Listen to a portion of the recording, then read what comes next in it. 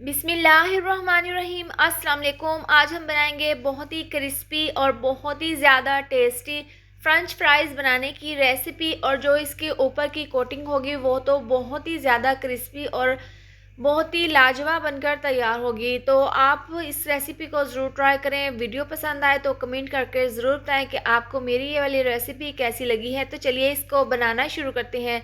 तो यहाँ पर हमने 4 अदद आलू ले लिए हैं और इनको हमने अच्छे से धो लिया है। तो सबसे पहले हमने क्या करना है, इनका हमने छिलका उतार लेना है। इस तरह से तमाम आलूओं के छिलका उतार लेने के बाद इसको हम कटिंग बोर्ड पर रख देंगे और छुरी की मदद से हम इस तरह से बारीक स्लाइस इसके काट लेंगे। तो इस तरह से आपने बिल्कुल इसी शेप में बारीक स्लाइस काट लेने हैं। इसके बाद 2 से 3 स्लाइस ऊपर नीचे रख लेंगे हम और छुरी की मदद से इसकी हम कटिंग कर लेंगे। तो इस तरह से आपने नफासत के साथ, बड़ी खूबसूरती के साथ आपने इसकी कटिंग कर लेनी है। तो आप यहाँ पर देख सकते हैं हमने एक ही शेप में ज़बरदस्त सी इसकी कटिंग कर ली है। तो बाकी के तमाम आलूओं की कटिंग भी हम इसी तरह से कर लेंगे और तमाम फ्राइज़ हम तैयार कर लेंगे। अब हमने क्या करना है, इनको हमने वॉश करना है। तो इनको हम एक बाउल में डाल देंगे। इसके बाद हम इसके अंदर डाल देंगे पानी और हाथों से इसको अच्छे से मसल लेंगे और इसको हम खुले पानी में 3 से 4 बार अच्छे से धो लेंगे।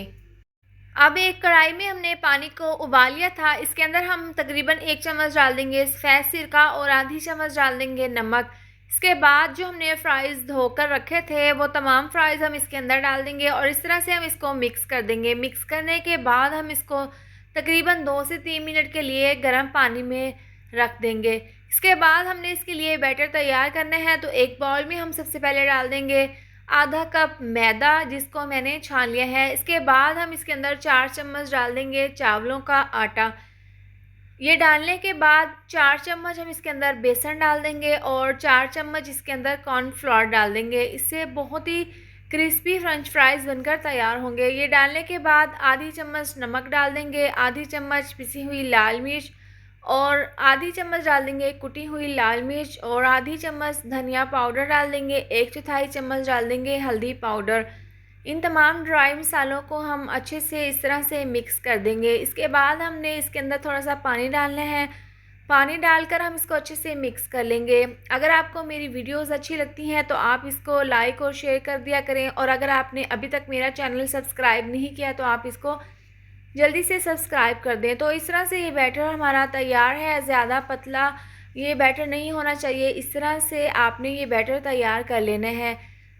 अब देखिए फ्राइज़ को गर्म पानी में रखे हुए 2 से 3 मिनट हो गए हैं। इस तरह से स्ट्रेनर से हम इनको निकाल लेंगे और जितना भी इसके अंदर पानी होगा उसको हमने निकाल देना है। पानी इसके अंदर बिल्कुल भी ना हो, ये बिल्कुल ड्राई हो जाए।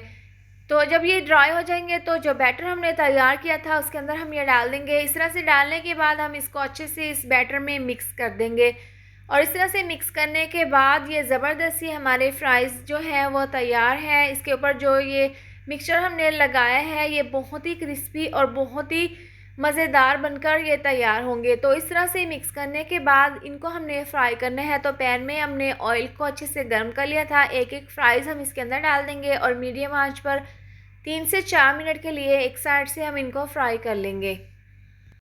थोड़ी देर के बाद हम इनकी साइड को चेंज कर देंगे और दूसरी साइड से भी इनको इसी तरह से फ्राई कर लेंगे। इनको फ्राई होते हुए 7 से 8 मिनट हो गए हैं। ज़बरदस्त से क्रिस्पी फ्राइज़ बनकर तैयार है। इनके ऊपर ज़बरदस्त सा कलर आ चुका है। तो इनको हम निकाल लेंगे और जो बाकी के फ्राइज़ हैं उनको भी हम इसी तरह से फ्राई कर लेंगे। तो तैयार है गर्मा गर्म ज़बरदस्त से क्रिस्पी फ्रेंच फ्राइज़। आप इनकी फाइनल लुक देख सकते हैं। आप इनको बनाकर गर्मा गर्म केचप के साथ सर्व करें। आप यकीन करें ये बहुत ही क्रिस्पी बनकर तैयार हुए हैं। इसके साथ ही अगर आपको मेरी ये वाली वीडियो पसंद आई हो तो इसको लाइक और शेयर करें। चैनल पर नए हैं तो इसको सब्सक्राइब कर दें और साथ दी हुई बेल को भी प्रेस कर दें ताकि आने वाली हर नई वीडियो का नोटिफिकेशन आपको मिलता रहे। अल्लाह हाफिज़।